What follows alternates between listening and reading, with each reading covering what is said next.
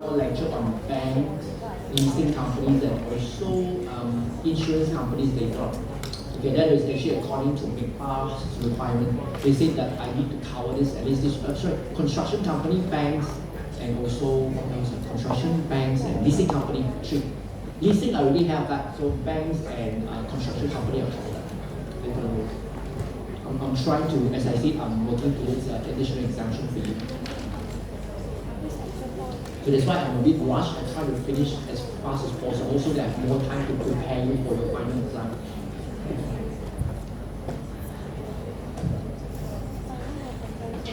Okay, I start now. Lecture 4. I start with a slightly more interesting topic, which is called settlement. Okay, I show you this particular diagram here. This table, I've taken it from the income tax website there. Have you seen this diagram? Yes, right, your MTS, right? You know very well that in Malaysia, the tax rates that we use, the system that we use is called progressive tax. Okay, progressive tax. What does that mean? That means the more you earn, the more you have to pay. Isn't it? Some people say that it's actually unfair. Okay, this will discourage people from working hard. I don't think so, lah. I don't think so, because I think in terms of fairness, right, or equity, right, I think like Spider-Man. Okay. Great power comes with great responsibility. So you earn more, you pay more, that's it. Okay, no mind, it's okay. It's okay. So that's exactly what happened. If you manage to earn more, you should be grateful. You are smarter than people, you earn more. So please do your part and help. That's why every time I look at, out of 34 million people in Malaysia, only like 1.1 million, 2 million people pay the income tax.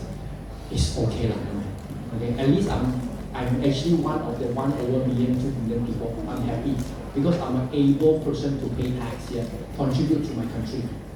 Seriously. Now I can scold the minister, no problem, I pay tax. You do these stupid things that cause me problem, okay, I can scold them. Exactly. Seriously, that's okay, fine. So to me, now a problem here is that those high income earners, if they're earning really high, right, if their income for more than a certain amount, like 1 million, 2 million a year, right, they will be punished with the highest tax rate there, okay, or which the latest one is actually up to 30% really. The latest one is only up to 30% if you're earning like 2 million a year. So the highest tax bracket, okay, the highest tax bracket now can all the way go to 30% already. But having said that, but of course I can't make comparison. I just want to tell you that in some of the European countries and also in Australia, the higher tax bracket can go all the way up to 50-60%. Yes, very expensive. 50-60% like Finland, for example. The highest tax bracket, as I can recall, I think 55% or something like that. That means if you earn a lot, you have to pay a lot more taxes. But it's okay, as I said, because of their social welfare, everything is so well taken care of, right? So they are willing to pay. But in Malaysia, never mind, it's okay. So here, the highest tax bracket is actually 30% now. So the question to you would be, now assuming that you're earning personal income of 2 million, you're earning personal income of 2 million a year, right? Okay, and you know very well that you're earning 2 million, your tax bracket is going to be so high. The highest tax bracket is going to be 28%, 30%, right? And the best part here is that, right, you have family members. You have wife, and then you have 3 kids. So what are you going to do? Exemption? Relief? But relief is so little only, isn't it? Per kid is about 8,000 studying in university and things like that, right? Wife relief is only like 3,000 or something like that, right? Not enough, isn't it? You're earning 2 million more. Okay, so that's exactly what happened to the story of this rich man here. Okay, we've got this person here. Okay, let's say earning 2 million a year. So, eldest son, eldest daughter, and then youngest son, and then we have, again, he has got this wife here. My question to you would be, right, if you are this rich person here, earning 2 million a year, what possibly you will do?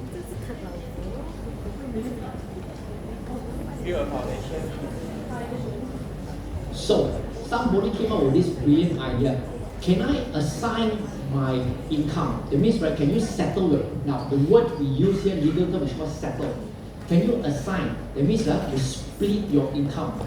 Instead of you earning the 2 million entirely and then you report to income tax, right? Can you split your income, like you sign some kind of document and then you split your 2 million into, instead of one person, you split that evenly into 5%. So which means, right, each of these family members here will be earning 400,000 on paper lah. 400,000. So each of them, okay, the wife here got 400,000 here, okay. So this elder son 400, this one daughter also 400, and then this one 2 years old only, also 400,000. So each of you will be earning, okay, 400,000 add up 2 million. So if that happens, right, when 5 of you file your income tax versus 1% pay income tax, right, which one is actually better? Yes, that's exactly what happened. Okay, this is a scheme called settlement. So some of these rich people, what they do is that, right, they actually try to allocate, assign their income to their family members so that they can have more people filing for a tax return, and therefore their income will fall under a lower tax bracket. And therefore they will be able to achieve what we call unfair tax advantage. Especially when you have a kid like this, how many years old? 2 years old, 400,000 a year. You get what I mean or not? This becomes an issue. This becomes a very big issue. So how you counter this? Tax office will have to have the weapon to counter this. Otherwise, it becomes a major problem. Rich people normally they don't like to pay tax. Put it this way. Okay? Some of them pretty heartless as well. Now, so this is a rich man's tax planning strategy. Tax on income for Malaysian individual taxpayer is based on tax brackets, as I say. The more the income, the higher the tax bracket. So latest tax rates are, okay, exceeding 2 million, tax at 30%. Progressive tax structure motivates, I use the word motivates, rich people to embark on the tax planning scheme. Also, I put, okay, quote and unquote here, scheme, okay, transfer of income or asset to family members. So they can sign document. We call it deed of settlement. Okay, just get a lawyer to draw all these things, okay, for you, and then you can start assigning or settling your income to your family members, so that with that, right, you'll be able to reduce, okay, your overall tax liability because of more people pay income tax now instead of 1%. So this is what we call a settlement scheme. Okay, so this is exactly what happened. Now, settlement covers every method by which income or property may be transferred from one person to another. So we have the definition, the settler, the rich fella just now, settler is the person, okay, by whom a settlement is made or entered into directly, and then we have the beneficiary as well. Okay, now the problem here is that, right, example, a father who makes a settlement and gives money to his daughter, okay, father is a settler and the daughter is a beneficiary. Okay, it is perfectly okay for us to do this if we sign, proper documents and things like that.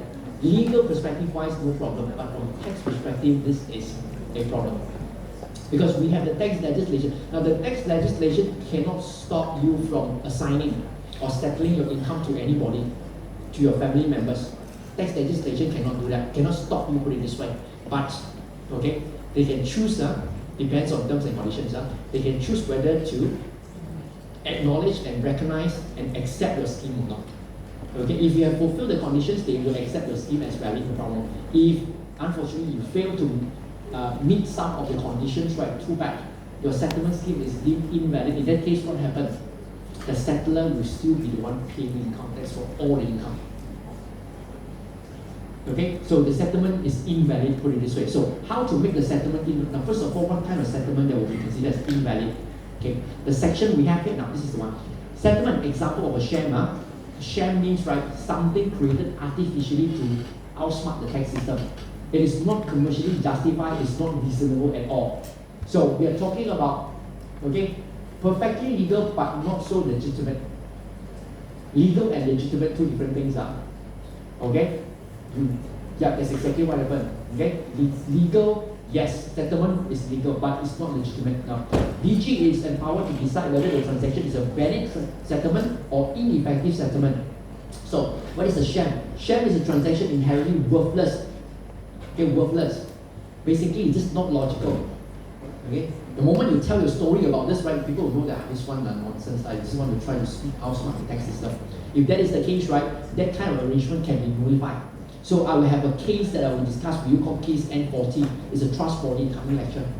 Okay, something to do with the Australian very creative husband and wife. Yes. So they try to create something in order to outsmart the tax system, but they fail. Okay, so this way, miserably. Never mind. So the anti-avoidance provision in Malaysia So we need to have the weapon for the tax office to counter this one. In section 65, we have got section 65, subsection 1, 2, and 3. They are very straightforward. If you ask me, I would say that it's very straightforward, especially 2 and 3. Okay, subsection 1. Now, all income arising under settlement from property comprised shall be deemed to be income of the settler if the settlement is invalid. If invalid, okay, so now let's look at this one here. Subsection 65.1. So, settlement deemed not effective. 65.1 here says that settlement of income to relative. So this is number 1. Condition number 1, relative. Exactly who will be the relative? Look at section 65. Okay, I'll show you now.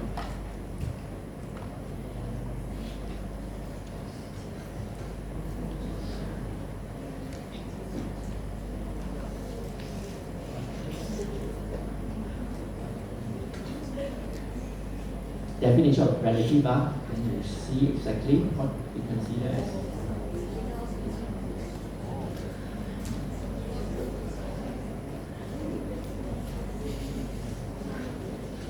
Okay, a bit more.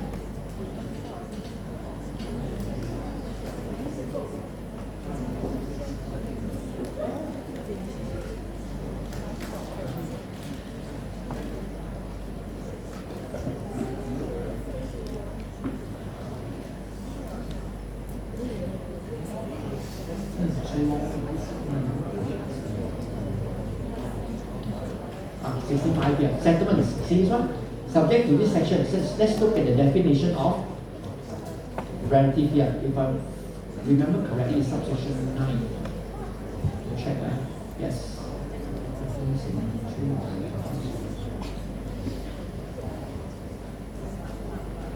Sorry. Yeah, 11. Relative. This one. Okay. Relative means child of the settler, including a stepchild. Stepchild also of the settler and a child of whom the settler has the custody or whom, okay, he maintains wholly and partly, okay, at his own expense. A child adopted by the settler, okay, or the husband or wife of the settler in accordance with any written law, and any person who is wife, grandchild, brother, sister, uncle, auntie, nephew, niece, cousin. Anything beyond this, no relative. So basically, you have everything there. Okay, so everything under all these people under this particular category sit over here, right? So they will be considered as relative. So exactly what happened to this act here in terms of, okay?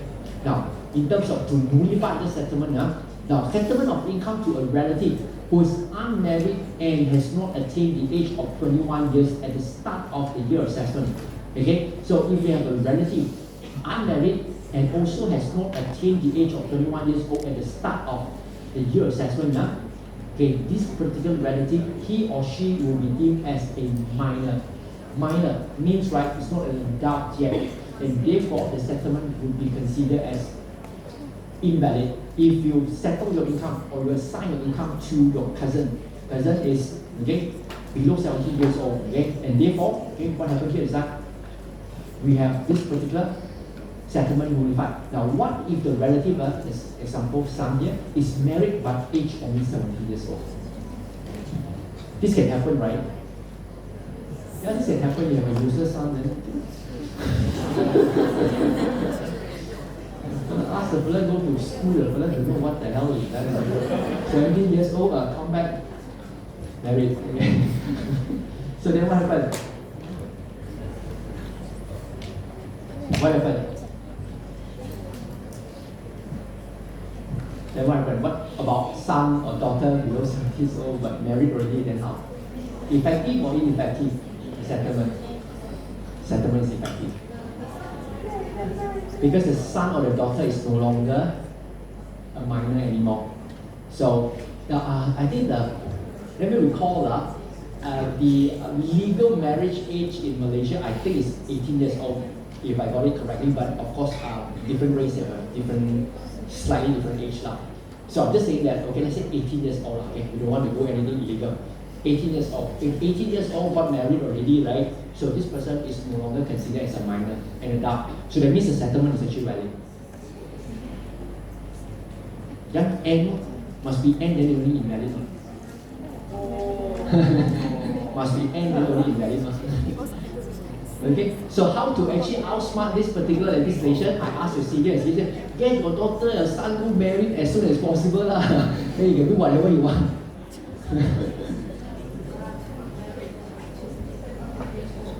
Okay, if you are 22 years old then, how? If you are 22 years old, above 21 years old already, right?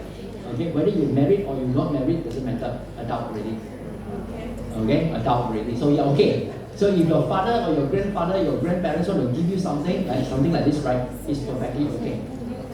Okay, give you a rental, okay, let's say, you work so hard in school, right, okay, never mind, give you a condo or give you a shop lot, you go and collect the rental yourself. Then it's your money, then it's okay. Then it's okay, that is perfectly okay if you are 22 years old. Fine, no problem. Okay, or even if you are 18 years old, if you got married as soon as possible, right, then it's okay, it's still okay. Okay, so this is exactly what happened. So I'll give you the scenario over here. I know that it's actually a bit awkward, but yeah, it's a bit awkward if you ask me. Okay, I'll give you the illustration. Alan assigns or settles his rental income to his son in YA 2012. Okay, so at the beginning of the year assessment, determine whether his settlement is effective if the son is 17 years old and single at the beginning of the year assessment. So a minor, no problem. Settlement ineffective, okay, as the son is still a minor. So in that case, right, who should be the one paying the income tax? The father. Okay, for the income, not the son. And if 23 years old and single, adult already. Okay, adult already because he's already above 21. Married or not married doesn't matter already. Okay, must be effective now. So that means, right, the son is no longer a minor, so he's old enough, no problem. But if let's say 17 years old and married, right, it's still considered as adult as well. Both conditions must be met. Okay, so I know it's a bit awkward, 17 years old. I think the legal age marriage is 18, if I'm not mistaken. Check whether I'm correct or not. Is that 18 years old, legal marriage age? I think 18 is still too young, right? Who get married at 30 lah? Until you have your car, your house, then you get married lah. Otherwise you get married again. 18. Now the ladies go and build your career. Yeah, before you get married. Otherwise, you just want to marry and you want to depend on men. I tell you it's wrong. I can tell you men are very useless now. Serious, I'm serious. Serious. If you can build your own career as a lady, right, please go ahead and build your career. Become successful in your career. Then only you consider you get a good man, equivalent one to get married. Otherwise, don't bother to get married. It's okay, right? Seriously. Don't settle with seriously. I've seen a lot of very unhappy ending marriages. Most of the time because the ladies, right, got married too early, and then the ladies they don't have their own career. And then the husband really when the wife like shit. I really hate that. Yes. So don't. Okay, if you have your career, you are breadwinner, part of your family, you contribute a lot, right? You go back home, your husband will shut up. You know what I'm saying? You just keep quiet. Okay. You win. Seriously, I've seen this. So I always encourage ladies and go ahead, and build your career. Don't just depend on men. They're very useless. I've seen. Okay, 65-2 now. So this one here, what about 65-2? 65-2 and 3 is very straightforward. Much more straightforward. 65-2 basically is dealing with revocable settlement. What is revocable settlement? That means the settler can cancel the settlement anytime.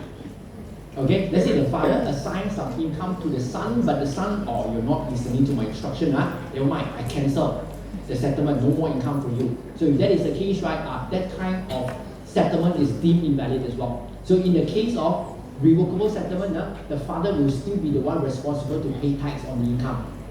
Income belongs to the father, not the beneficiary.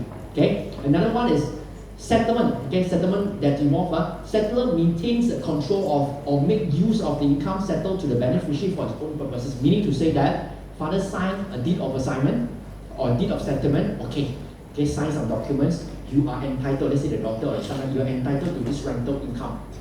Okay, on paper only. This son or daughter already more than 21 years old, no problem. And this particular settlement also irrevocable, cannot cancel one. The father cannot cancel one. But the father never allowed the son or the daughter to collect the rental income at all. The father is still in power. The father will actually collect the money. The money never go to the son or the daughter. If that is the case, right, the father is still in control of the income. if that is the case, right, section 65.3 will say that the settlement is actually invalid. So the father will still be the one. Okay? So this is to avoid, all this so-called tax planning scheme, to avoid, the parents are trying to settle their income to their minors. So I gave you some illustration here. Stanley owns 5 office units and receive rental. 2016, he agrees to settle all rental therefrom to his son, 25 years old, at the start of the year assessment. One of the terms stipulates that Stanley can revoke the arrangement at any time. So the son never listened to you, right? Okay, I'm so upset, revoke it. Okay, so if that is the case, too bad. Stanley will still be the one holding or earning the income. That means, right, Stanley will be the one pay income tax, not the son. Okay, not Steve here. Under such circumstances, rental income throughout the period of settlement is Stanley's income, not Steve's. Very important. Okay, very important. I gave a questions on settlement last semester. Some of the students didn't do very well. I thought this one is supposed to be I call it a life-saving question. Yeah, life-saving. Okay, that's how I set my exam questions. I've got questions which are normal level of difficulty. Questions which help me to determine who gets the A. Questions which are life-saving questions. Means, right, just to help you to get through. So I thought settlement is actually a life-saving question, but unfortunately students didn't do well last semester. I don't know why. Okay, now next, another illustration here. Stanley settled 5,000 of his rental income to his married son. Already, no problem, under 65(1). And also assuming that this is irrevocable, Steve then lent 4,000 back to Stanley. That means the son is actually forced to lend back 4,000 ringgit back to the father. So in that case, right, the father is actually still in control of that 4,000. So the 4,000 will be considered as income in the accounts of the father, not the son. Okay? So the whole arrangement here basically sounds very awkward to me. The father is actually still in control. Put it this way. So this kind of arrangement cannot. Now, one more example. Okay? Settlement. Who is relative? I already gave you this definition here. The Act extends the definition of a child all the way to include stepchild, adopted child, and also child in the custody of the settler, as long as not against any law. The law allows that to happen, no problem. Okay, so the coverage I think is quite far-fetched if you ask me. Okay, including stepchild as I mentioned just now. Now the next thing is, what if Alan, who is a friend, now this one here, this one is a bit awkward. Alan, who is a friend, not a relative, makes a settlement on Daniel's daughter, Denise, on the understanding that Daniel provides the same settlement on Alan's son, Alvin. And then Alan agrees to settle 1,000 of income per month to Denise, a minor, and Daniel in return agrees to settle 1,000 of his income per month to Alvin, a minor. Exactly what happened here now.